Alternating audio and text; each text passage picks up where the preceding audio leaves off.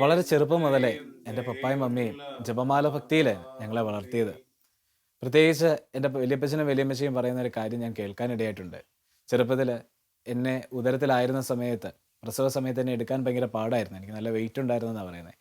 അപ്പോൾ ഡോക്ടർ പറഞ്ഞു, ഒന്നെങ്കിൽ കുട്ടി അല്ലെങ്കിൽ അമ്മ. അങ്ങനെ പറഞ്ഞപ്പോൾ എൻ്റെ അമ്മയുടെ കയ്യിൽ ജപമാല ഉണ്ടായിരുന്നു. അന്ന് അമ്മയെ റൂമിലുണ്ടായിരുന്ന ഒരു സിസ്റ്റർ അമ്മയുടെ കയ്യിൽ മാതാവിൻ്റെ ഒരു പണം കൊണ്ട് കൊടുത്തിട്ട് പറഞ്ഞു, നിൻ്റെ മകനെ കാത്തപോലെ എൻ്റെ മകനെയും കാക്കണമേ എന്ന് പ്രാർത്ഥിക്കാൻ എൻ്റെ അമ്മയെ പ്രേരിപ്പിച്ചുകൊണ്ടിരുന്നു. അമ്മ ജപമാല മുറുകെ പിടിച്ചുകൊണ്ടാണ് ഇന്ന് ഞാൻ ഇവിടെ ഇരിക്കുന്നത്. അതോടൊപ്പം തന്നെ തുടർന്ന് പോകുന്ന കുറേ നിമിഷങ്ങളിൽ എന്നെ എടുത്തു. പ്രസവശേഷം എനിക്ക് എൻ്റെ അമ്മയ്ക്ക് കൊടുക്കേണ്ട ഇഞ്ചക്ഷൻ എനിക്ക് തന്നു. എൻ്റെ കാലിൻ്റെ കണ്ണ രണ്ടും ചുരുണ്ടുപോയതാണ്.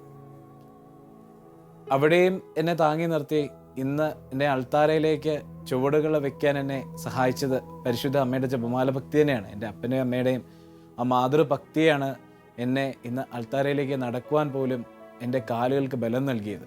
അതെനിക്ക് ഉറച്ച ബോധ്യമുണ്ട്.